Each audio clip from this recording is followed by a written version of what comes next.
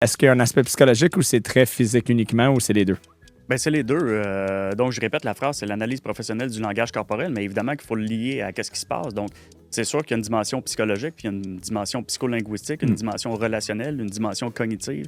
Je suis en pleine négociation, puis on arrive justement à une clause, puis la personne fait ce signal-là. Ben, je peux me douter que il y a fortement, potentiellement, un frein là, qui arrive là. Il y a quelque chose qui dérange la personne. OK. Donc là, c'est à moi d'ajuster mon discours, mon attitude surtout, pour comprendre qu'est-ce qui dérange la personne, parce qu'on sait que des négociations, c'est hyper sensible comme sujet.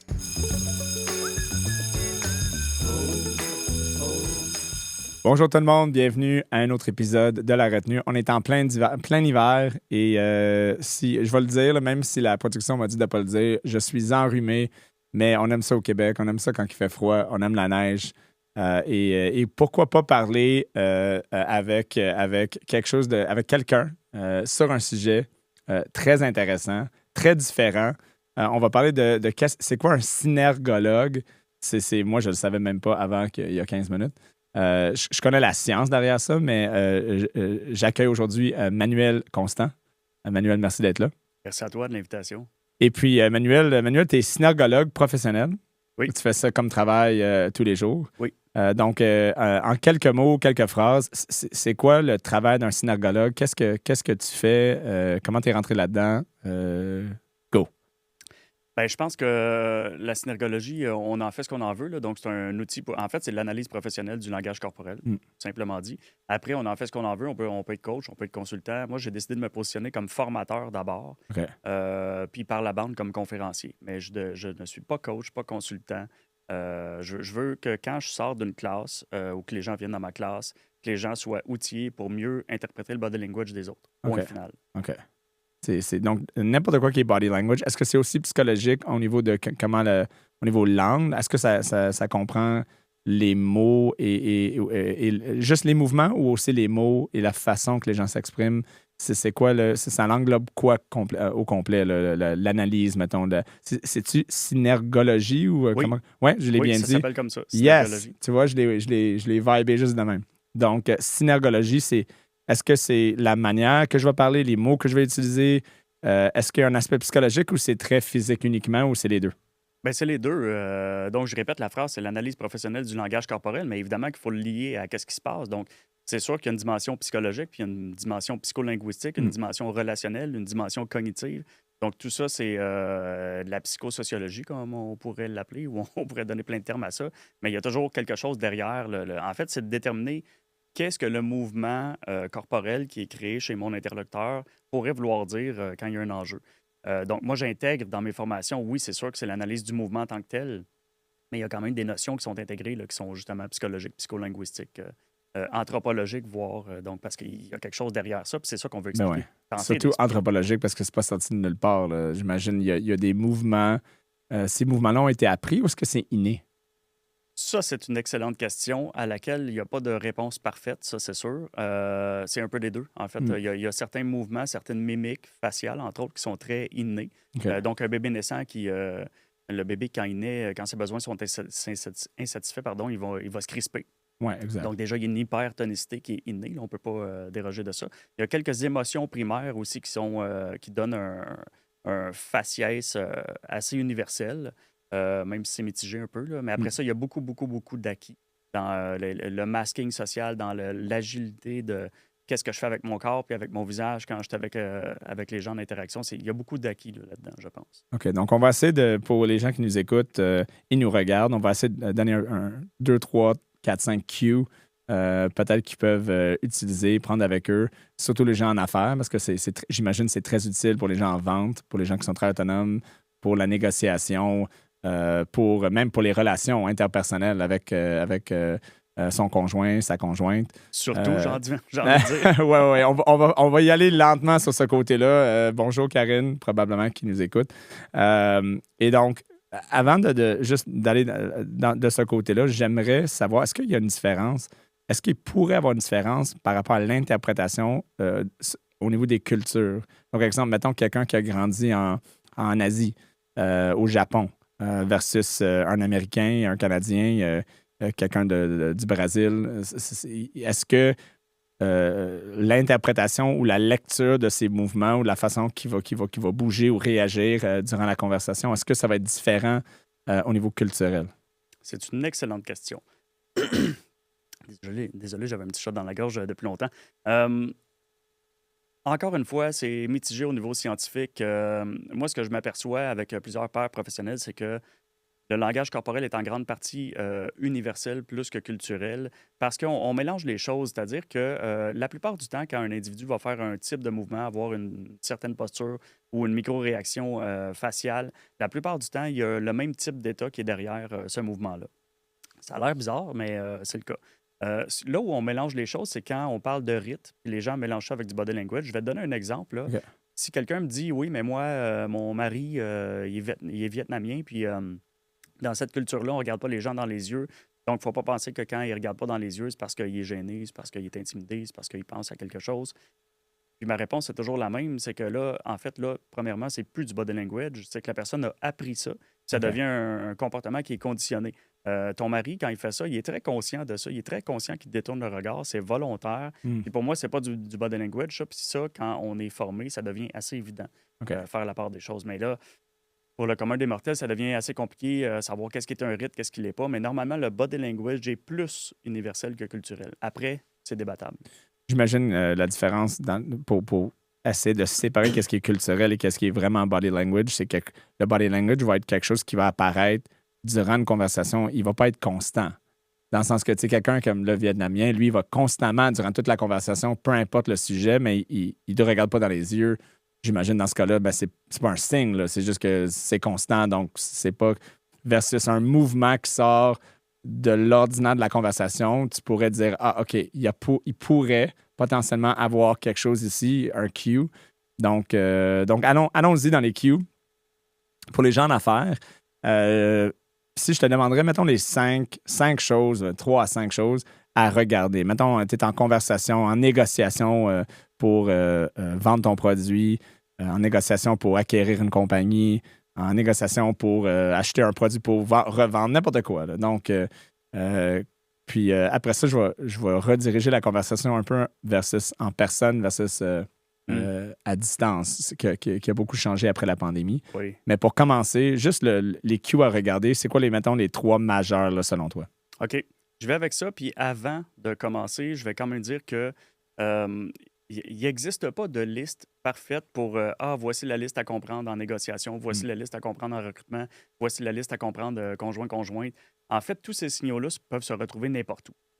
Donc, par exemple, si je nomme un signe de malaise qui est relié au malaise la plupart du temps, bien, le malaise, il peut apparaître autant dans une négociation quand tu dis une phrase puis tu arrives à une clause que quand ton conjointe apporte un sujet difficile, que quand tu t'en vas en recrutement puis tu poses une question sensible. Fait que, tu sais, la finalité, c'est pas de créer des listes parfaites, c'est juste d'avoir un lexique qui est un peu plus complet sans faire le truc. Tu sais, moi, je l'ai vraiment très gros, mon lexique, mais les gens peuvent avoir quelques dizaines de signaux corporels à détecter, et on ne sait pas quand est-ce qu'ils vont apparaître. OK. Donc, je vais quand même jouer le jeu, puis en nommer quelques-uns Vas-y, je qui te peuvent regarde. être intéressants. Admettons en négociation ou en développement des affaires, moi, il y en a un que j'aime beaucoup nommer, c'est celui-là ici. Donc, quand un individu fait passer, parce que là, je sais qu'il y a des gens qui vont nous écouter à l'audio, si je ne me trompe pas, je vais quand même le décrire. Oui, exactement. Donc, quand un individu fait passer le dos de son index sous son nez vers l'extérieur, c'est un peu complexe là, ce que je dis, mais en visuel, c'est très simple. Vous irez voir sur YouTube, tiens, ça va encourager les gens. Le style de Bill Clinton, là. Ça ressemble un peu au signe des Italiens là, qui envoient paître les gens en dessous du menton, mais là, c'est fait en dessous du nez avec le dos de l'index. Puis ce signal-là est fortement corrélé à quelque chose qui tourne alentour du rejet. OK. Puis après ça, il faut déterminer qu'est-ce que la personne rejette potentiellement. Mais normalement, quand on le voit, c'est souvent lié à ici maintenant. OK. Donc, admettons que je suis en train de négocier quelque chose, je suis en pleine négociation, puis on arrive justement à une clause, puis la personne fait ce signal-là, bien, je peux me douter qu'il y a fortement, potentiellement, un frein là, qui arrive là. Il y a quelque chose qui dérange la personne. OK. Donc là, c'est à moi d'ajuster mon discours, mon attitude surtout, pour comprendre qu'est-ce qui dérange la personne, parce qu'on sait que des négociations, c'est hyper sensible comme sujet. C'est pas. Tu sais, c'est sûr que ça existe encore, là, tirer la couverte chacun sur son bord pour avoir le plus gros morceau du gâteau, mais dans un monde idéal, on fait grossir le gâteau puis tout le monde en sort gagnant. Ouais. Ça, Win-win. c'est un autre sujet. Mais Des négociations, on peut gérer ça humainement, puis justement, c'est beaucoup plus facile. On fait aboutir les négociations souvent plus sainement quand on voit ce genre de signal-là. Fait que ça, c'en est un. Euh, à l'inverse, quand quelqu'un est penché vers l'avant, directement au centre vers l'avant, normalement, on parle d'un intérêt qui est très marqué à OK. ce moment-là. Fait que ça, c'est un signe qui est normalement très positif. La personne OK. est très impliquée, très investie cognitivement. Intéressé dans la conversation, intéressé dans le produit, Oui, intéressé dans le contre, peu importe la discussion. oui, Donc, un peu genre leaning forward là, oui, exact. vers un bureau. Donc, il serait comme, OK, comme vers toi. Donc, un peu comme dans un genre de signe, donne-moi plus. Oui. OK. Puis je vais juste faire une petite distinction. Quand on est penché vers l'avant, mais plutôt à gauche ou plutôt à droite, il y a d'autres significations qui ne sont pas forcément l'intérêt. OK. Fait qu'il y a une implication, mais des fois, on peut parler d'attaque verbale qui s'en vient ou de trucs qui ressemblent à ça, d'argumentaire fort. Fait que ça, Potentiel, qui se oui. prépare. Ben, OK. tiens, je vais le dire, tiens, Ouais, ça vas-y, fait de partie des gauche ou signaux. droite, c'est intéressant. J'imagine que ça change si tu es droitier ou gaucher, là, selon, Non, ou même pas. ça, c'est un mythe. OK. On a pensé longtemps, puis d'ailleurs, il y a beaucoup de gens qui pensent encore ça, même dans le milieu scientifique, que les droitiers puis les gauchers n'ont pas le même langage corporel, alors que c'est complètement faux. Il y a des gros travaux qui ont été faits là-dessus. OK. Les gauchers font pas plus de signes avec leur main gauche, ils C'est vraiment gesticulent pas juste plus. même Ouais, chose. il n'y a aucune corrélation là. OK. Donc, je poursuis. On a dit vers l'avant l'intérêt. Ouais. Puis ce qu'on a remarqué en synergologie, c'est qu'en avant, mais plutôt à droite, on parle d'un argumentaire qui est fort. Normalement, quand la personne est là, elle s'apprête à, je ne veux pas dire démolir l'autre personne, là, mais à argumenter de façon forte, avec beaucoup d'aplomb, à rentrer un peu dans l'autre avec des arguments qui sont assez solides normalement. OK. Ou du moins, la personne est convaincue, donc convaincante.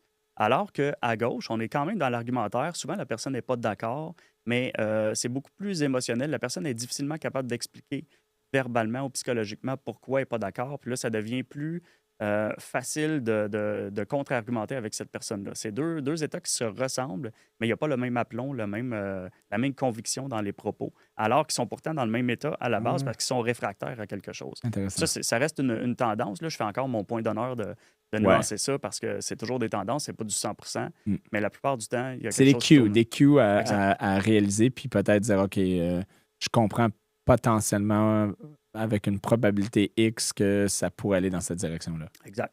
Est-ce que c'est lié avec le côté droit, le côté gauche du cerveau? C'est pour ça, comme gauche, c'est le côté droit, donc plus émotionnel. Droit, c'est le côté gauche, parce que souvent, le cerveau fonctionne en X. Là, tu sais. Mhm. Donc, c'est ça le lien. Donc, je vais l'aligner un peu plus à droite si je suis plus confiant dans mes arguments factuels. Et à gauche, si je suis juste, on va te dire, en tabarnak, puis je suis pas d'accord avec toi, puis c'est plus émotionnel, mes arguments, moins que factuels. Même si j'en ai, mais la réaction dans mon cerveau est plus du côté émotionnel. C'est ça, en fait, le lien. Ben, c'est vraiment une belle question, puis c'est le fun parce que je vais pouvoir y répondre, je pense, de manière satisfaisante, Mm. mais courte. On remarque qu'il y a définitivement une différence entre la gestuelle, entre la droite et la gauche. Les gens ne sont pas dans le même état.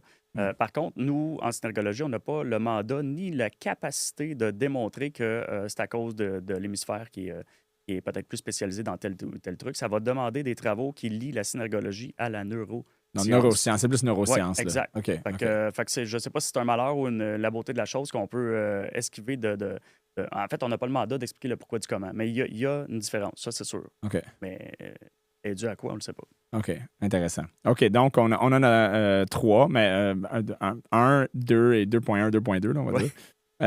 Juste retourner au premier, où est-ce qu'on touche son nez avec son index. Main gauche, main droite, ça ne change rien? La différence est minime, donc on n'entrera pas là-dedans parce que là, on coupe les cheveux en quatre un peu, puis les auditeurs, c'est pas. Ouais, non, on ne veut pas aller La trop loin. différence n'est Là, pas, exactement. est pas Donc, très importante. on touche notre nez avec notre index en dessous. Donc, ça veut dire qu'on rejette quelque chose. Ouais. La plupart du Souvent, temps. j'avais compris que dans mes lectures, que si on touchait son nez quand on parlait, on était peut-être moins honnête. Est-ce que c'est parce qu'on rejette nos propres commentaires? C'est à cause de ça. Donc, je suis en train de dire comme le style.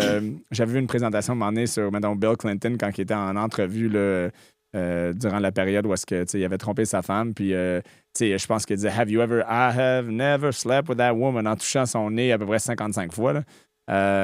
Est-ce que c'est parce qu'il rejetait ses propres commentaires ou est-ce que c'est. Non, finalement, il n'y avait pas de lien avec ça. La présentation que j'ai vue, ça n'avait pas rapport.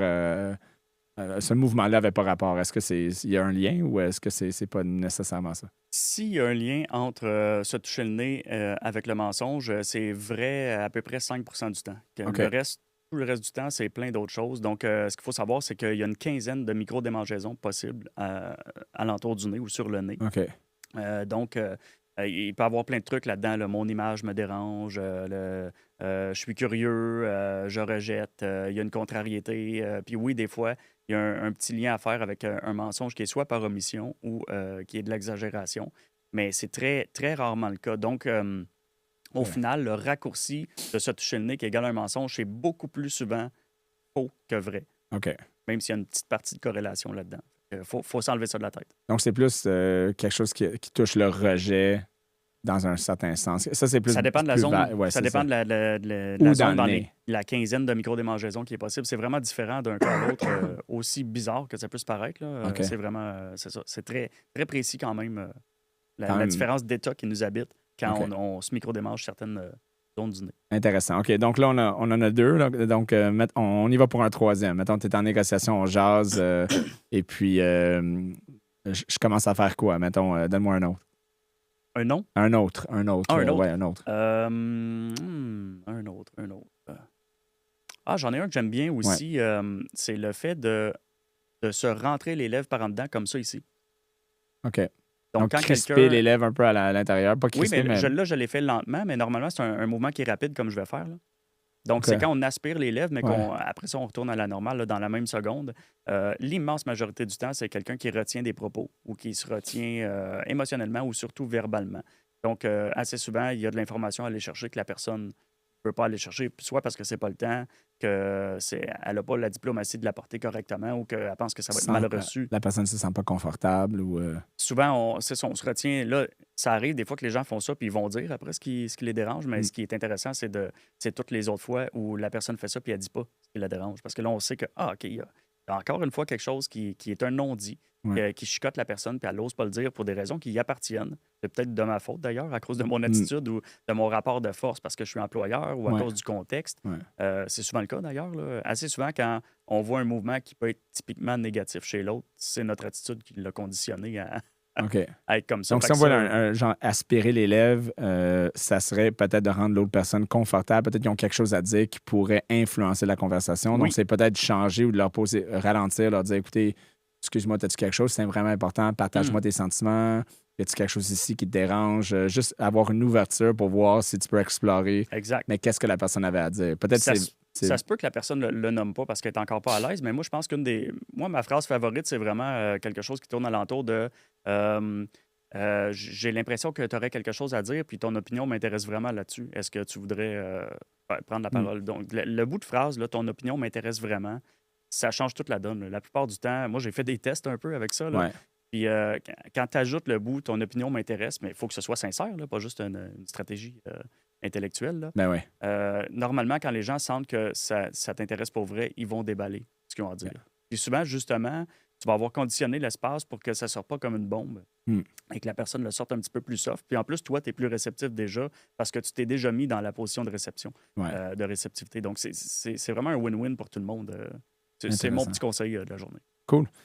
Souvent, on va entendre parler que les gens qui sont assis en position, les bras croisés, sont refermés, sont pas dans l'ouverture. En fait, j'ai fait une présentation hier à une centaine de courtiers immobiliers. Et à un certain point, la personne qui était en charge de la rencontre, qui était avec moi, a ciblé quelqu'un pour dire Hey, t'as pas l'air ouvert parce qu'il était assis avec les bras fermés. Il a dit Non. Donc, est-ce que c'est quelque chose qui est souvent, les gens pensent que les gens sont fermés quand ils ont les bras croisés, mais en réalité, on a mal lu la situation. C'est pas la réalité la plupart du temps. C'est quoi? Parce que souvent, j'entends parler t'es fermé, t'as les bras croisés. Me semble que peut-être c'est pas nécessairement vrai tout le temps ou rarement. Parle-moi un peu de le classique bras croisés, t'es fermé, pourquoi t'es pas dans l'ouverture? Hey, calme-toi. Parle-moi un peu de ça. Tu as raison de dire que c'est un classique. Moi, je trouve que c'est l'emblème du non-verbal, de l'interprétation du langage corporel. Les gens disent toujours Ah oui, comme quand on a les bras croisés, ça veut dire qu'on est fermé. Donc, en fait, c'est qu'il y a les deux possibilités. Ça se peut que ce soit un manque de réceptivité, mais l'écrasante majorité du temps, là, je dirais, là, c'est difficile à évaluer. Il n'y a pas de chiffre parfait là-dessus. Mais je dirais que environ 80 du temps, c'est d'autres raisons. Comme quelqu'un peut avoir froid, là, Donc, il faut se calmer. Ouais, avec ça se peut. des fois, quand on a froid, on a le réflexe de se croiser les bras tout simplement. Exactement. Ouais, Il y a tu mets tes aussi- mains en dessous de tes. Oui. C'est ça, c'est chaud, là, exactement. Ouais. Il y a aussi ce que j'appelle la protection. La protection, des fois, est émotionnelle ou relationnelle. Donc, quand tu veux pas que l'autre t'achale ou que tu ressens une distance puis que ça te tente plus tant que ça d'être dans la conversation, là, c'est pas juste un manque de réceptivité, même si ça se cuisine un peu. Ouais. Il peut y avoir de ça. Mais au-delà de tout, moi, ce que je remarque, qui est l'état mentale, si on veut, la posture mentale qui est la plus prédominante derrière les bras croisés, le plus souvent possible, ce que je remarque, c'est une position d'écoute confortable. Focus. Ouais. Moi mon feeling quand je me mets comme ça, c'est parce que, OK, je veux comme m'isoler de tout dérangement extérieur. Puis quand c'est intéressant, même quand j'écoute, mettons, un film ou une vidéo que je suis intéressé, je le regarde avec les bras croisés en me mettant comme aïe, aïe, OK. Oui. Je sais pas. Ça, c'est comme moi, si je répète le mouvement, c'est le feeling le plus naturel que je ressens si je me mets comme ça. C'est pas que je ferme, c'est que je t'écoute vraiment. Puis je suis comme, OK, really? OK, Oui, c'est intéressant. ça. Des fois, on se croise les bras, puis on est vraiment Ouais. absorbé parce que l'autre dit, C'est puis on ça. veut en savoir plus. Ouais. Puis ça arrive plus souvent que c'est ça qu'un manque de réceptivité ou de la fermeture. Donc, c'est pas complètement faux que le croisement des bras, des fois, représente une fermeture. Des fois, déjà... Ça peut. Ça peut, Ouais. mais la plupart du temps, c'est que la personne est ouverte et intéressée. Hmm. Puis ça, je vais terminer en disant, je trouve ça triste parce que c'est le mythe qui est le plus véhiculé. Puis malheureusement, même à l'université, là, les micro-cours de 5 minutes qu'ils ont là, sur le body language, c'est à peu près la seule chose que les gens apprennent. Vous ferez attention en relation d'aide. Quand votre client a les bras croisés, c'est parce qu'il est fermé. On s'en va, là, tu sais. Ouais. C'est triste. Donc, c'est beaucoup plus complexe et les gens ont tendance à simplifier les choses. Puis, des fois, quand on simplifie les choses, on perd on perd les nuances. Hein. Il y a un film que j'aime tellement en anglais, ça s'appelle Every Given Sunday.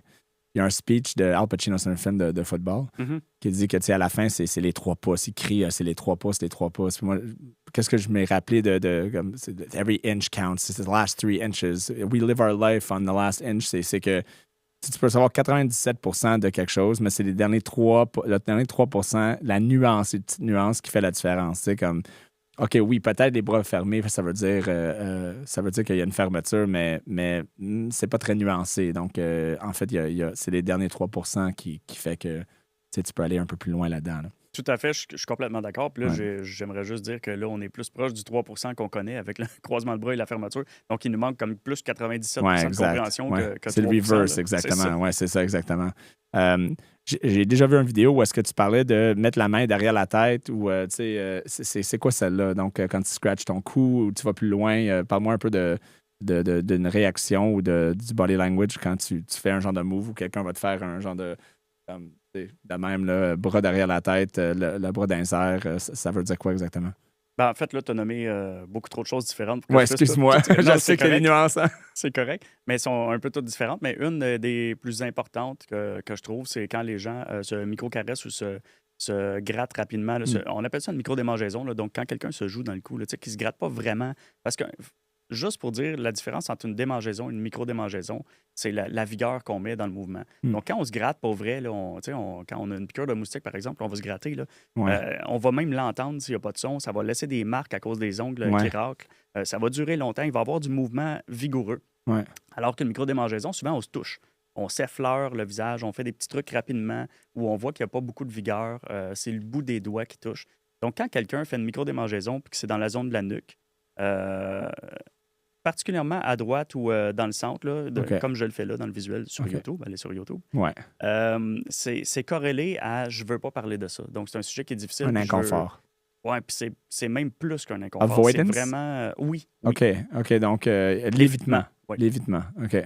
Puis de l'autre côté, tu sais, c'est la même chose. C'est un sujet difficile, mais la personne, au moins, a souvent plus envie de continuer à discuter puis de garder la relation. Tandis qu'à droite, on a remarqué qu'il y a quelque chose qui est vraiment plus dans le besoin de fuite. Là. OK, intéressant. Donc, à droite, il se touche à touche, lève son bras, touche son cou rapidement avec sa droite. Ça veut dire qu'il est dans l'évitement. Oui, la plupart du temps. Puis à gauche, c'est que, OK, c'est inconfortable, mais il y a une ouverture de... Exact. C'est pas facile en ce moment, mais je vais continuer. Exact. OK, donc, exemple, je sais pas, je sors des mettons, quelqu'un me parle de mon père, de mon père, puis tu sais, il est décédé, puis j'ai un inconfort, mais je veux continuer la conversation par rapport à mon père. Je pourrais y aller à gauche parce que je suis inconfortable de parler de ça, mais ça m'intéresse quand même parce qu'on parle de quelque chose de positif par rapport à sa vie. Oui. Ça pourrait être quelque chose C'est un comme bel ça. exemple. C'est un bel OK. exemple, puis ça va quand même me permettre de dire que, tu sais, c'est le fun, là, la droite et la gauche, il y a une différence, puis on vient de la nommer. Mais, tu sais, rappelez-vous tout simplement, parce que là, ça devient compliqué, là, si tu es à droite, si tu es à gauche, puis je sais que les gens ont de la difficulté des fois avec ça. Mm. Cassez-vous pas la tête, là. C'est quand quelqu'un se touche la nuque, puis vous voyez que c'est un petit mouvement rapide ou qu'on ne sait pas trop ce qu'il fait, la plupart du temps, c'est un sujet sensible, point à la ligne. Fait que, tu sais, qu'ils Ouais. veulent se sauver ou qu'il y a une ouverture, c'est pas si important que ça. Sujet On sensible. sait que c'est un sujet sensible, puis là, ben, il faut y aller plus intelligemment, plus modérément, Ou changer de accueillir sujet. l'autre ou changer de sujet. Oui, c'est ça. Donc, si tu es en date, par exemple, puis la personne n'arrête pas de se toucher le cou, ça va pas bien. Change ouais. de sujet. C'est ça. Si c'est à répétition sur une date, là, c'est un moyen Ça va signal mal. que ça Commande connecte plus de pas. vin. C'est ça. OK, c'est bon. Parlant de date, puis je sais que c'est pas en affaires parce que là, on va y aller du côté un peu finance dans quelques instants, mais tu sais, j'étais avec des amis il y a pas longtemps. On était à un événement et puis il y avait une fille qui était là, puis on jasait. Puis à la fin de la soirée, un de mes amis, un de mes collègues a dit: Ah, écoute, c'est sûr qu'elle flirtait avec toi. Je dis: Pourquoi tu dis ça? J'ai pas eu le sentiment. Elle arrêtait pas de jouer dans ses cheveux toute la soirée. J'étais comme: Ben là, jouer dans ses cheveux, voyons. Tu sais, moi, j'ai pas de cheveux là, pour jouer dedans, là, mais est-ce qu'il y a un.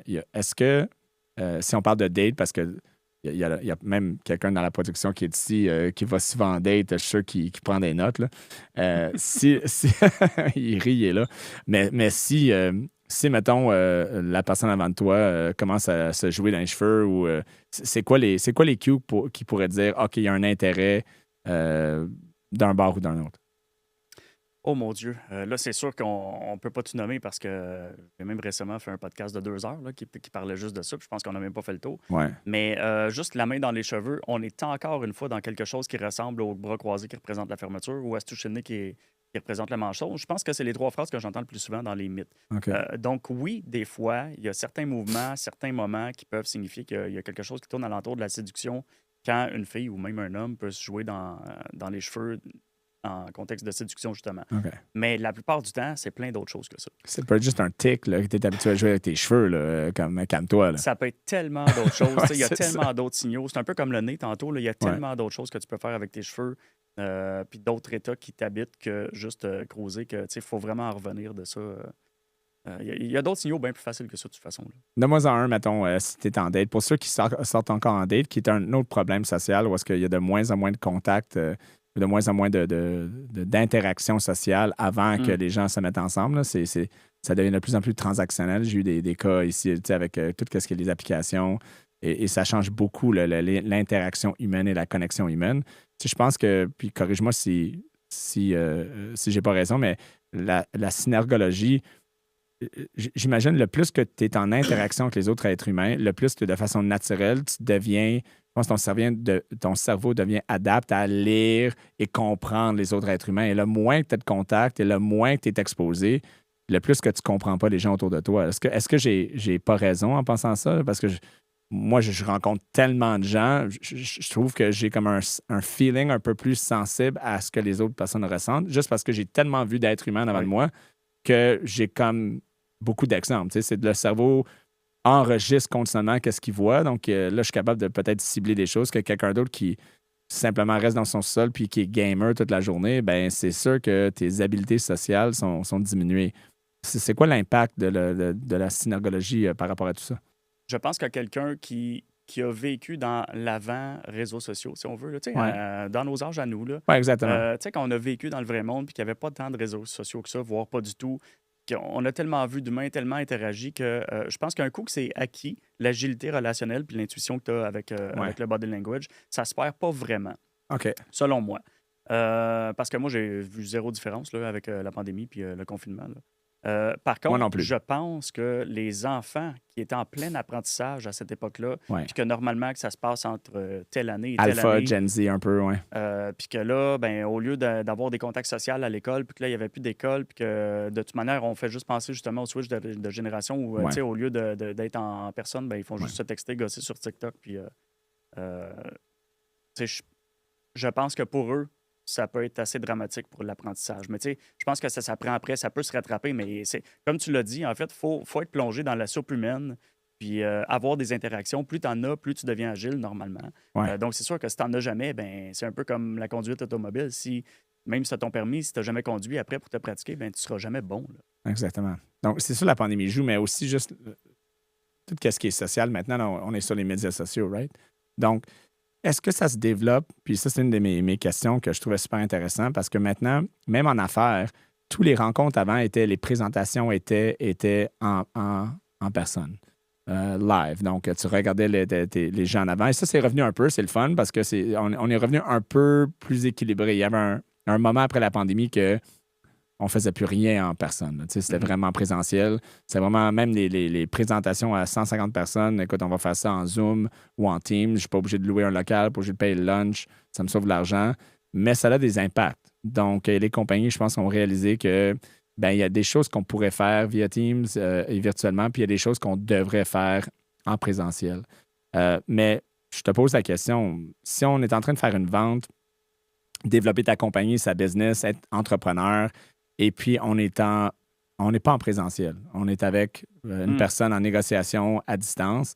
Est-ce que les cues sont les mêmes? Est-ce que c'est plus facile, moins facile? Comment ça se développe? Moi, j'ai mon opinion, là, je vais vous le donner après, mais je veux t'entendre, mais c'est quoi l'impact de pouvoir, de tenter d'interagir virtuellement versus en personne, selon toi? Là, tu as ouvert la boîte de Pandore. C'est sûr. Euh, On est on, là pour ça. on a 4 heures de contenu là-dessus. Non, mais je vais réduire, mais il y a vraiment beaucoup de sujets qui sont importants là-dedans. Les cues restent les mêmes. Donc, que ce soit en virtuel ou pas, je veux dire, les signaux non-verbaux veulent dire la même chose à travers un écran ou pas. Donc, premièrement, il faut faire attention parce que quand on est en mode inversé, en mode selfie, j'aime appeler, là, Ouais. des fois, on ne le sait pas, puis c'est pas juste sur un téléphone, ça se passe aussi sur Zoom, Teams, Google Meet, etc. Donc, des fois, les gens nous voient inversés, puis on ne le sait même pas. Donc, ça peut avoir OK. un impact sur la cohérence et l'incohérence entre le verbal et le non-verbal. Donc, c'est super important. Après ça, je vais juste dire que, en fait, j'ai 2 volets. Le premier qui est le mode virtuel, c'est une super belle alternative. Puis moi, je dirais jamais aux gens, ne faites pas ça. Des fois, ça sort. Il y a vraiment un volet intelligence là, Hmm. pour lequel on fait ça, puis c'est bien correct. Mais ça remplacera jamais, jamais, jamais le présentiel, ne serait-ce que pour des conneries comme le lag, le micro-lag que tu as entre l'autre personne Ouais. et toi. Même si les deux Internets sont à très haute vitesse, il y a quand même un micro-lag. C'est ce qui fait que souvent, on se coupe la parole en Zoom ou en Ouais. virtuel, C'est puis moins qu'on smooth. on se demande ah non, non, vas-y. Ben ça, mine de rien, ça dérange personne. Tout le monde va dire que c'est pas grave, mais mine de rien, chaque Ouais. fois qu'on fait ça, on perd des points relationnels parce que c'est fatigant. C'est Ouais. irritant. Ouais. C'est irritant de se faire couper la parole. C'est irritant de voir l'autre qui est mal cadré. C'est irritant de voir un background qui est faux puis que ça fait bizarre quand les cheveux bougent. C'est T'es où? irritant d'entendre Ouais. les notifications de l'autre. Tu sais, fait qu'il y a un paquet de choses dans le virtuel qui sont vraiment pas top comparativement du présentiel. Belle alternative, mais on en reste à une alternative. Là, je vais finir en disant, mon autre volet, c'est, selon moi, on devrait privilégier le présentiel selon la nature et l'importance de l'enjeu. OK. Donc, il y a une différence entre mon collègue reste à 6 heures de route, puis on se fait un meeting traditionnel hebdomadaire, ben c'est correct de faire un Zoom. Là. Ouais. Mais si je veux négocier une transaction de 1,2 million, ce serait le fun que ce soit en personne parce que là, Ouais. toute l'incidence de la première impression du non-verbal, du langage corporel, ça a vraiment des cues importants, puis ça peut changer la donne vraiment facilement. Mm. Là, j'ai nommé 2 extrêmes, là, mais même, allez-y avec la logique. Plus l'enjeu est important, plus vous voulez réussir le truc, Ouais. plus être en présentiel, c'est important. Surtout comme entrepreneur, de juger tu es dans quel domaine. Donc, selon les domaines, tu sais, si tu es dans un domaine que tu as beaucoup de compétition, que les produits sont similaires, mettons un courtier immobilier, par exemple. Mm. On s'entend qu'il y a beaucoup de courtiers immobiliers et qui font tous la même affaire, en général. Donc, pour te différencier, ben, c'est vraiment l'expérience personnelle en présentiel, qui tu es et l'expérience livrée en personne qui va faire la différence. Totalement. Versus comme si tu as un produit, exemple, qui est relativement unique, mais tu sais, tu as ton produit, c'est une question, est-ce que le produit est approprié? Mettons, t'es Salesforce, tu es en train de vendre une solution IT, ben, tu sais, l'expérience présentielle serait peut-être, selon moi, moins important, simplement à cause que, ben, c'est une solution IT que tu vends, tu l'as, c'est une question technique si le client veut l'avoir ou pas et si ça répond aux besoins de ton client. Donc, j'imagine, c'est d'avoir le jugement de dire, est-ce que pour faire ma vente ou pour faire ma négociation, ça va être basé beaucoup plus sur sur l'expérience interpersonnelle. Si oui, arrange-toi d'être là en personne et de ne pas flopper. Ou sinon, ben oui, tu pourrais le faire virtuel. Comme tu dis, un meeting à chaque semaine qu'on fait anyway. Il n'y a pas d'enjeu à ce niveau-là. On pourrait le faire. C'est En plus fait, rentable En fait, je vais le dire ouais. aussi de manière simple, c'est quand la relation est déjà établie, les gens pardonnent d'être en virtuel, c'est pas grave, là. Même si la personne est inversée, Ouais. on n'en fait pas. Parce qu'on a déjà une bonne impression de la personne, puis notre Ouais. relation est déjà solide, elle est établie, on fait confiance à la personne. C'est quand ça, c'est pas encore établi, c'est plus grave. Ouais. Donc oui, il y a l'enjeu, mais il y a aussi est-ce que la relation est établie ou pas. Là, c'est sûr que si on rencontre 20 clients par semaine, on est, je sais pas, le courtier hypothécaire ou peu importe quoi, tu rencontres 20 clients par semaine, puis tu peux pas toujours te déplacer, c'est correct aussi. Ouais. Mais faut pas se cacher la face, il y a des conséquences à ça. Exactement. Donc, faire face à la réalité. De pas, l'être humain a tendance de choisir qu'est-ce qui est plus facile. Et des fois, ça a des conséquences. Donc, si, oui, peut-être Zoom ou Teams ou l'expérience virtuelle va être plus facile, mais attention de faire des choses plus faciles. Tu pourrais avoir des conséquences négatives là, Exact. si tu vas toujours à ce qui est confortable. Ce sera jamais optimal, c'est ça le mot, Ouais. le mot final. Donc, c'est d'être conscient d'être conscient, d'être capable de se regarder dans le miroir et se dire la vérité, de dire qu'est-ce que je devrais faire dans cette situation. Intéressant. OK, j'ai un autre. On va aller deep. Es-tu prêt? Ah oui. Moi, suite à la pandémie, pour des années, on a fait des rencontres seulement en personne. Et puis, j'étais un immense fan de toujours rester en personne. Donc, de ne pas aller virtuel. Et la pandémie a changé ça dans le sens que ça l'a forcé que je n'avais pas le choix. Maintenant, si je voulais opérer pour 1 an et demi, 2 ans, il a fallu que je modifie la façon qu'on fonctionnait à plusieurs niveaux au niveau des entreprises que je détiens et qu'on fasse des rencontres virtuelles. Et donc, qu'est-ce qui est arrivé par la suite? C'est que ça l'a resté pour certaines rencontres, puis ça l'a changé pour d'autres. Mais qu'est-ce que moi, j'ai réalisé? C'est que les êtres humains ont plusieurs... Il y a plusieurs personnalités dans une rencontre qui se passent en même temps. Donc, il y a qui je pense que je suis, qui je suis, mettons, qui je pense que je suis. Il y a qu'est-ce que je propagate que je suis. Il y a qu'est-ce que l'autre personne pense qu'il est, puis qu'est-ce qu'il projette qu'il est. Donc, il y a toutes ces affaires-là qui s'intermélangent, puis c'est vraiment complexe. Mais je trouve que quand tu es en affaires, puis tu essaies de... C'est très difficile d'être en négociation ou en vente et d'être de l'autre bord d'un autre être humain, puis de sortir de ta propre tête. Parce que là, il y a beaucoup de choses. Un, tu veux projeter quelque chose pour que l'autre personne que l'expérience soit bonne, puis que tu puisses closer, on va dire, ta vente ou ta proposition, ta négociation, whatever. Mais en même temps, tu dois être pas trop à l'intérieur parce que tu dois être à l'extérieur de toi pour voir qu'est-ce qui se passe de l'autre bord. Oui. Donc, j'aimerais que tu me parles un peu de ça parce que moi, j'ai trouvé que le virtuel, dans un certain sens, aide beaucoup plus à certains qui ne sont pas habitués d'être dans le social, de se sortir d'eux-mêmes et de regarder l'autre personne parce que c'est moins stressant d'être avec quelqu'un puis de regarder direct dans les yeux puis de commencer à analyser en même temps que de savoir qu'est-ce que tu vas dire dans une conversation. Versus, tu es en virtuel. Pendant qu'ils parlent, tu peux regarder tous leurs mouvements. C'est pas aussi awkward là, parce que tu es en train de leur regarder de même là, quand tu es en personne. Peux-tu commenter un peu là-dessus? Là, je trouve ça intéressant, juste toutes ces dynamiques-là dans une négociation qui se passe en même temps. Oui, là, je sais pas où tu veux que j'aille exactement là-dedans. Vas-y, où est-ce que tu veux? C'est toi l'expert. Définitivement, c'est que c'est moins engageant, le virtuel, parce que premièrement, le cadrage fait que tu vois moins de mouvements corporels, mais pas juste du mouvement corporel. Je trouve ça un peu aberrant que on fasse semblant de rien, puis c'est comme si c'était pas grave, mais dans le fond, on voit quelqu'un à travers un truc carré gros comme ça. Puis on a l'impression qu'on partage le même environnement, mais pas du tout. Là. Je veux dire, moi, chez nous, j'ai tel degré de luminosité, avec tel type d'éclairage, avec telle température dans la pièce, avec tel animal ou pas qui se promène, des enfants ou pas, avec je suis bien, je suis en pantoufle, j'ai-tu soif, peu importe. Y a-t-il un courant d'air? Peu importe, on ne partage pas le même environnement du tout. Puis on fait un peu comme si ça dérangeait pas, mais la différence étant que, justement, on est moins immergé dans l'environnement, on gère moins de choses à travers un écran. Ouais. Donc, oui, nécessairement que c'est plus facile un peu d'avoir des... Mais encore là, je vais mettre un bémol là-dessus parce que, je ne sais pas si tu te souviens, en début de pandémie, quand moi, personnellement, non plus, je faisais pas beaucoup de Zoom, j'en faisais pas du tout même. Et quand on a été obligé, les premiers, c'est bizarre. Là. Ouais. C'est awkward. Tu sais, la première fois que tu parles devant une caméra puis que tu parles à quelqu'un, on trouve vraiment ça bizarre. Donc, encore une fois, l'humain s'habitue.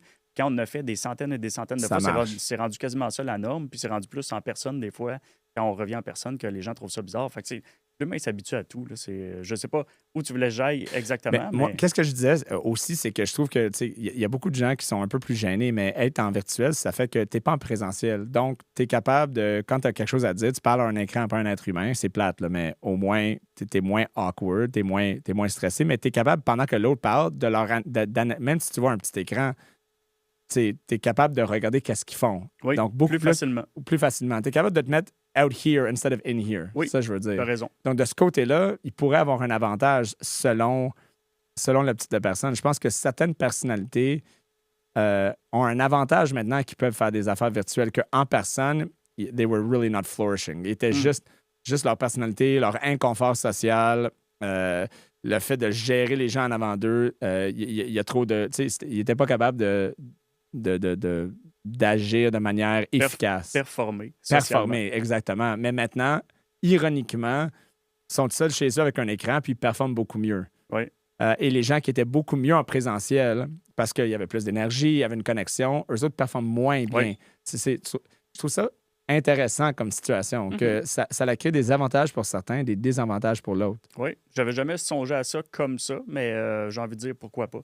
Si quelqu'un préfère du virtuel. Fait que, tu sais, c'est pour ça que moi, je ne suis pas un donneur de conseils. Je l'ai dit au début du podcast, je ne me positionne pas comme coach de toute manière. Donc, c'est pas moi qui dis aux gens quoi faire.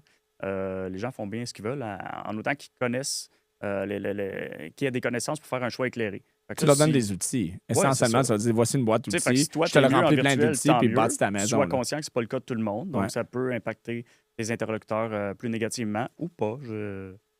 Ouais. Tu fais ce que tu veux avec les données que tu as. Donc, tu mentionnais que tu n'étais pas professeur ou tu étais comme. Donc, comment tu as commencé là-dedans et comment que tu as. Parce que ça, c'est ta vie, là, c'est ton Oui. métier. Oui. Donc, je trouve ça vraiment intéressant, les métiers qui se créent de rien. Là. Dans le sens que, tu sais, on se réveille, on est né, on va à l'école, tu sais, on a notre expérience de vie, puis là, on rentre dans quelque chose, puis on fait ça pour notre vie, puis c'est tellement variant par être humain, des affaires tellement out there, là, comment tu as décidé que, tu sais, moi, là, je vais être synergologue, comme c'est quand même intéressant, là, puis là, après ça, plus intéressant, qu'est-ce qui m'intéresse, c'est how did you monetize it? Dans le sens que tu voulais faire ça, mais c'est le fun, là, les gens qui disent, moi, je vais étudier en histoire. OK, c'est parfait, mais après, tu vas vouloir manger, avoir un logement. Tu vas faire quoi avec ton PhD en histoire de l'Amérique du Sud? Là? Non, mais c'est très intéressant ton métier. Tu as été capable de le monétiser. Donc, comment tu es arrivé à ce point-là? Comment tu as commencé c'était quoi ton cheminement au niveau financier pour to turn it into a business model, is my question. OK. Premièrement, comment j'en suis arrivé à ça? Moi, je suis un passionné du comportement humain depuis que je suis vraiment gamin. Là. Quand je dis gamin, là, j'étais haut comme 3 pommes. Ça m'intéressait déjà de comprendre les gens. Pas parce que je les comprenais pas bien comparativement aux autres, parce que je voulais les comprendre encore mieux. Donc, ça m'intéressait d'aller plus loin. C'était fascinant Puis, pour toi. Oui, vraiment, vraiment. L'humain, le comportement humain est fascinant pour moi. Puis, je me suis développé une passion pour la musculation. Puis, comme à l'école, on nous oriente un peu tout croche. Quand on est jeune, puis qu'on est juste beaucoup trop jeune pour savoir ce qu'on aime, j'ai étudié dans l'anatomie, la physiologie, puis tout ce qui est relatif au fitness, au mieux-être. Donc, j'ai eu une première carrière qui était coach sportif. En kin? Entraîneur personnel. C'était entraîneur personnel, plus que kin. Même si c'est cousin un peu. Ouais. J'ai fait ça pendant 12 ans. Puis à un moment donné, avec les années, moi, j'étais un grand fan de lecture. Puis mes livres, c'est pas de la psychopop. Je vais toujours chercher. Je l'ai appris beaucoup plus tard, là, que l'immense majorité de ce que je lisais, c'était des manuels universitaires, des ouvrages scientifiques, parce que je fais des recherches de 4 à 6 heures avant chaque livre que j'achète, parce que je veux, excusez-moi le terme, là, mais de shit. Je me dis, OK, je vais lire juste un livre là-dessus. Tu veux deep dive. Oui, c'est ça. Ouais, je vais lire juste un livre là-dessus, mais ça va être le livre. Pas fluffy, là. Tu veux vraiment, comme si je vais lire quelque chose, je vais y aller en profondeur, je veux y aller all the way. Là. Exact. Okay. Donc, avec les années, je me suis ramassé à étudier. Là, j'étais rendu dans la microphysiologie. Qu'est-ce qui se passe à l'intérieur d'une cellule? Puis, honnêtement, un jour, je me suis regardé dans le miroir puis je me suis dit, là, ce que j'étudie, ça ne me sert plus dans le bureau avec mon client ou ma cliente. Là. Pas du tout. Là.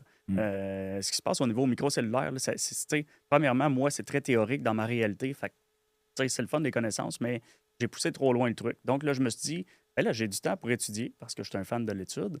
pourquoi est-ce que je n'irais pas étudier des sujets qui m'ont toujours intéressé puis que je ne me suis jamais donné le temps? Donc, je me suis formé de manière académique ou pas, autodidacte ou académique, donc sur plusieurs plans en même temps, qui était la psychologie, la psychométrie, qui est l'approche des traits de personnalité, OK. l'anthropologie, qui est l'étude du genre humain, puis un jour, le body language, juste parce que ça m'intéressait. Je ne voulais pas en faire un métier. OK. Puis là où j'ai trouvé le plus d'éléments de réponse satisfaisantes pour moi, ça a été dans la synergologie puis dans l'approche du non-verbal. OK. Parce que ça venait expliquer un paquet de choses qui fonctionnaient pour vrai parce que je l'ai testé en zone terrain. Là. Tu sais, OK. je suis pas arrivé là en me disant ah, je vais avaler les OK, couleuvres, OK, puis OK. je vais avoir le titre, puis je vais répéter ce qu'on m'a appris. Non, non, je suis arrivé là avec un fort esprit critique, puis je me suis dit, moi, je vais tout tester. Tu n'étais pas Ce qu'on juste m'enseigne. gestion, comment on appelle ça, gestionnaire d'estrade, là, ou Non, non, non, non. tu as aussi été on the field, là, Ouais. donc c'est Ah oui, ça. vraiment, vraiment. Fait que je me suis dit, je vais être réceptif à ce qu'on me dit, mais je vais le tester en zone terrain Mm. jusqu'à ce que je vois dans quelle mesure est-ce que ça fonctionne. Puis ça a pris à peu près 6 mois avant que je doive m'avouer que ça fonctionne vraiment plus haut que le pile ou face, là, tu sais. OK. C'est très loin d'être ésotérique puis pas dire de l'astrologie, mais je l'ai dit. Ouais. Euh, donc, tu sais, c'est quelque chose qui fonctionne bien en autant qu'on sache que c'est des tendances puis c'est pas du 100 Ouais. comme toutes les autres sciences sociales. Ouais. Et à partir de là, j'arrive au point Non, non, écoute, c'est parfait. de ta question. À partir de là, je me suis dit, là, je veux former les entraîneurs parce qu'il faut qu'ils aient accès à toute cette information-là qui n'est pas verbalisée chez leurs clients, leurs clientes, parce que ça a à voir avec les résultats dans le gym. Puis, Ben oui. sur le, Sur le sport aussi, là. Exact. OK. Fait que l'aspect psychologique, les entraîneurs ne l'ont pas tant que ça. Là. Ils pensent qu'ils l'ont, mais pas vraiment. Mm. Fait que je me suis dit, faut que je les utilise là-dessus. Donc, j'ai pris 1 an et demi de sabbatique à OK. temps plein pour concevoir 6 jours de formation juste pour les entraîneurs. Non-verbal pour les entraîneurs. En sport. Oui. OK. J'ai fait ça. Puis là, je vais te nommer probablement la seule erreur réelle que j'ai fait en business depuis 6 ans, parce que ça fait 6 ans.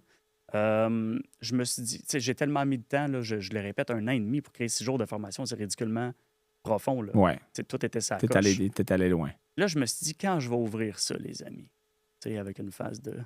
Pas de prétentieux, mais tu sais, j'étais sûr de mon coup. Ouais. Je me suis dit, j'ai tellement bien fait ça que quand je vais ouvrir ça, ça va refouler aux portes. Mm. Il va y avoir du monde qui va s'inscrire là-dedans, mes amis.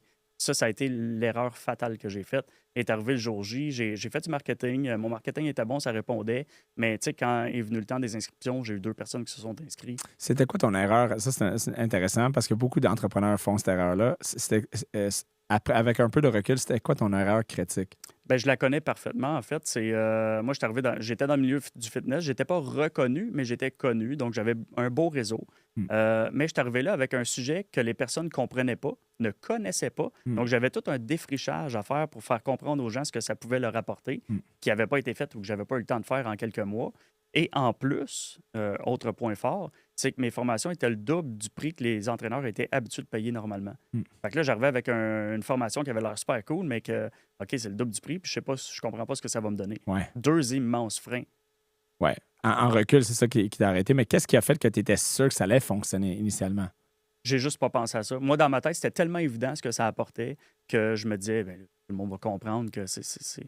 Encore une fois, je vais utiliser la mauvaise expression, c'est de shit. T'sais. Je te lance quelque chose que moi j'ai appris, puis peut-être ça va connecter, c'est que comme entrepreneur, même comme être humain, on a tendance à voir le monde comme on est, Oui. au lieu de voir le monde comme ça l'est réellement. Oui.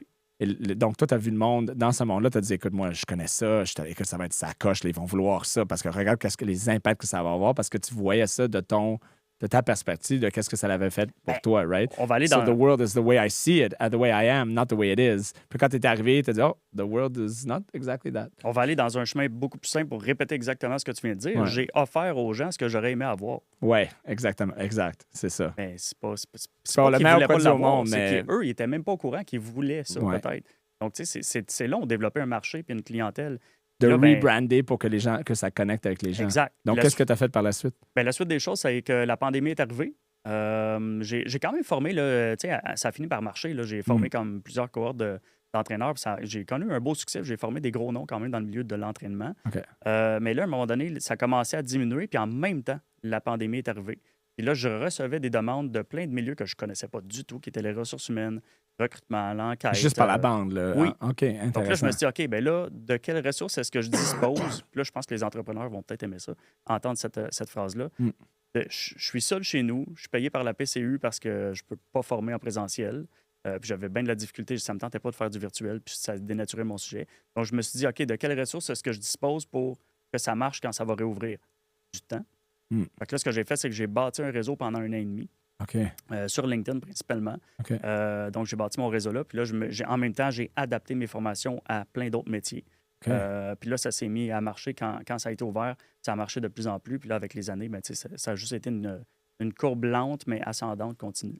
La croissance organique. Oui, exact. OK. Totalement. Donc, aujourd'hui, tes clients en synergologie, c'est du corpo plus que les entraîneurs. C'est quoi? C'est principalement, maintenant, c'est à chaque ton mois, il y a l'air de quoi? Là? Donc, tu vas présenter en avant d'employés, des forces de vente. C'est quoi le modèle d'affaires?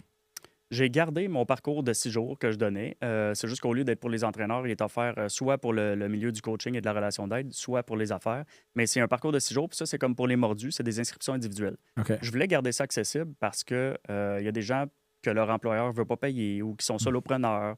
Je me disais, c'est à eux que j'aime enseigner. Là. Ouais. Donc, j'ai gardé ça. Ça, je fais ça 3 fois par année dans 3 saisons différentes. Ça va OK. faire en semaine et en fin de semaine. Virtuel, présentiel? Présentiel. Présentiel, toujours. Je ne fais que du présentiel. Présentiel, OK. Puis parallèlement, j'ai développé des formations en entreprise qui sont vraiment du sur-mesure. Donc OK. là, moi, c'est pas compliqué. J'avais un parcours de 36 heures de formation. Donc, quand on me demande une formation de 3 heures en entreprise, il n'y a rien là. Je veux dire, j'ai déjà le contenu. Tu vas le J'ai juste à développer pour le l'entreprise comme sélectionner telle. puis Ouais. le mettre un peu au profil des gens. OK. Donc, j'ai ces deux choses-là qui roulent en parallèle, mais de plus en plus de formations d'entreprise.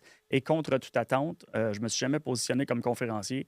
Puis de plus en plus de demandes de conférences. Puis là, dans la dernière année, ça a été Une explosion. explosion. Juste à cause de le sujet, il y a un intérêt, clairement, il y a un besoin à ce niveau-là. Oui, puis c'est aussi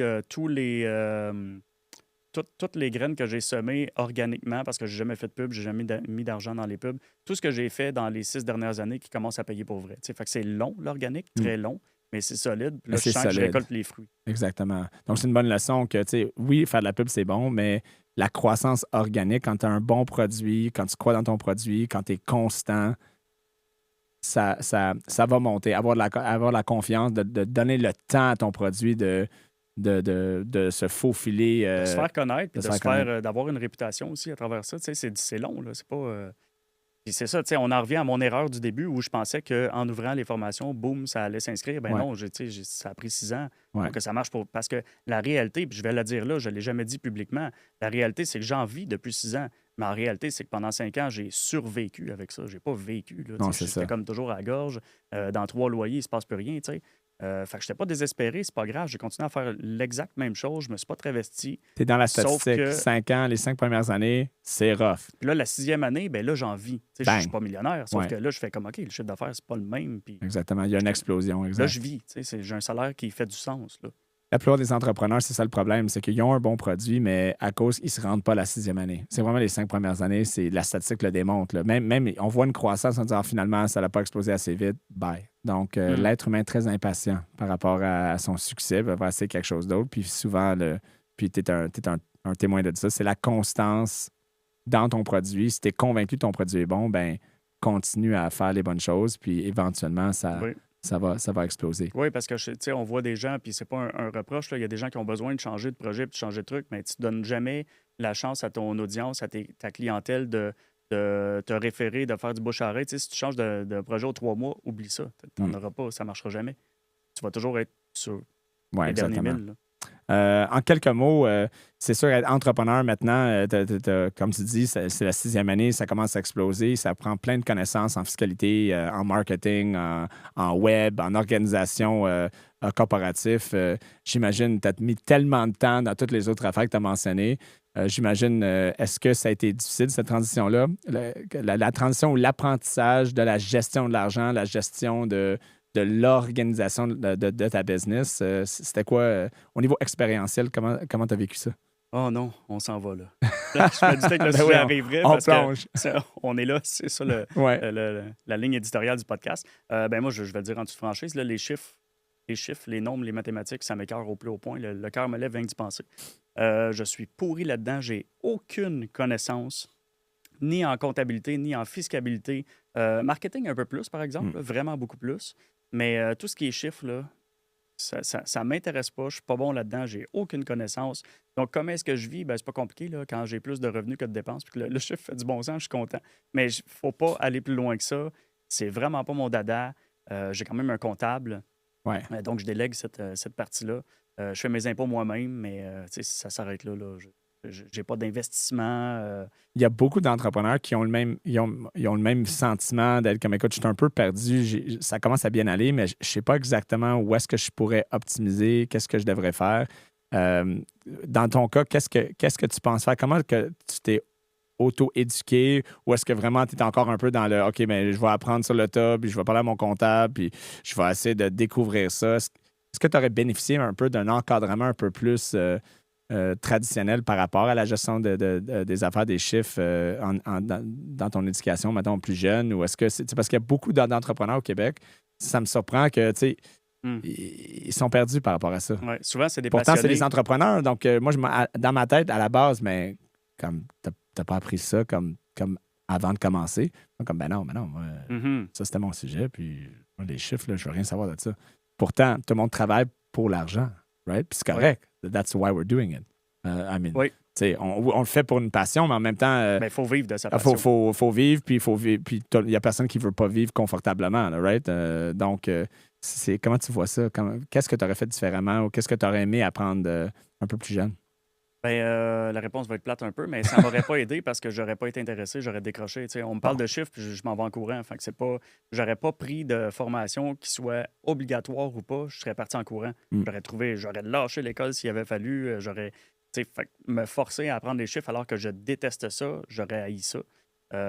Donc, la réponse, c'est de t'encadrer, de t'entourer des gens qui aiment ça pour t'aider à passer à la prochaine niveau. Pour ma comptabilité, c'est simple. Pour les investissements, c'est pas compliqué. Achalez-moi pas, les amis, si vous êtes un potentiel pour moi. J'investirai jamais dans rien parce que ça me parle pas, ça me tente pas. Il y a pas de. Je le sais que c'est intelligent, je le sais que c'est logique, je sais que ça va donner des résultats. Ça me tente pas de gérer ça. C'est tout simple que ça. Mais c'est intéressant, ça ne tente pas, mais tu es dans la science de tout ça, là, un peu, là, mais juste parce que ça ne te tente pas, ça ne veut pas dire que c'est une bonne idée. Non, je sais que c'est une mauvaise idée. OK. Je veux dire, je sais que si je m'achetais un bloc, c'est un revenu, entre guillemets, passif. J'ai pas envie de gérer ça.